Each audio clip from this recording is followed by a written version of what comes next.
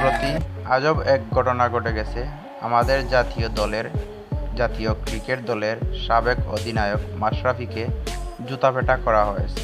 মানে ওনাকে সরাসরি জুতাপেটা না করা হলেও কিন্তু ওনার যে ছবি আছে, অঙ্কন করা ছবি, ওই ছবির মধ্যে জুতাপেটা করা হয়েছে। তো এটা এত একটা সাধারণ ঘটনা। বিশ্বের সবচাইতে প্রভাবশালী প্রেসিডেন্ট, এক সময়ের প্রেসিডেন্ট বুশকেও কিন্তু সরাসরি জুতাপেটা করা হয়েছিল ইরাকে।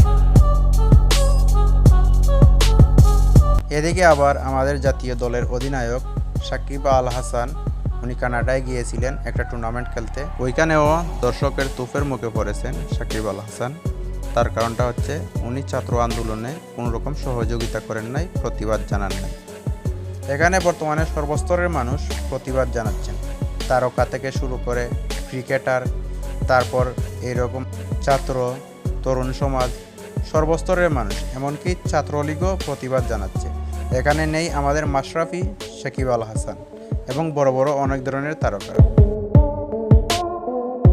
আপনারা দেখতে পাচ্ছেন সামাজিক যোগাযোগ মাধ্যমে কিন্তু অন্যান্য যে ছোট ছোট ক্রিকেটাররা আছেন তারাও কিন্তু প্রতিবাদ জানাচ্ছেন।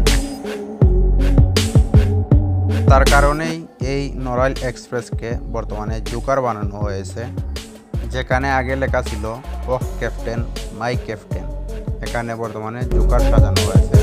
কতটা অ্যাগ্রেসিভ পর্যায়ে চলে গেছে এটা আপনারা বুঝতেই পারছেন। ছাত্রলীগ এবং ছাত্র সমাজ তারাই প্রতিবাদ জানাচ্ছে এমনটা কিন্তু নয়। এখানে দেখতে পাচ্ছেন ব্যারিস্টার সুমনও কিন্তু প্রতিবাদ জানাচ্ছেন। এখানে জুনায়েদ আহমেদ পলক, উনি বর্তমান সিটিং মন্ত্রী, তারপরেও কিন্তু ছাত্রদের সাথেই আছেন। তারপর অনেক বড় বড় তারকারা আছেন, চিত্রনায়ক আছেন, ছোট পর্দার অভিনেতারাও কিন্তু নিজ নিজ জায়গা থেকে মাঠে নেমে প্রতিবাদ জানাচ্ছেন। বিশ্ববিদ্যালয়ের শিক্ষকরাও কিন্তু এখানে প্রতিবাদ জানাচ্ছেন। এখানে নেই মাশরাফি এবং সাকিব আল হাসান, তারা কিন্তু পয়সা লোভী, ক্ষমতা লোভী, এটা আমাকে বলতেই হচ্ছে। আপনারা কি বুঝেন ওইটা অবশ্যই কমেন্ট করে জানাবেন। টাকা হলেই যে মনুষ্যত্ব বেড়ে যায়, ক্ষমতা থাকলেই যে মনুষ্যত্ব বেড়ে যায়, এমনটা কিন্তু নয়।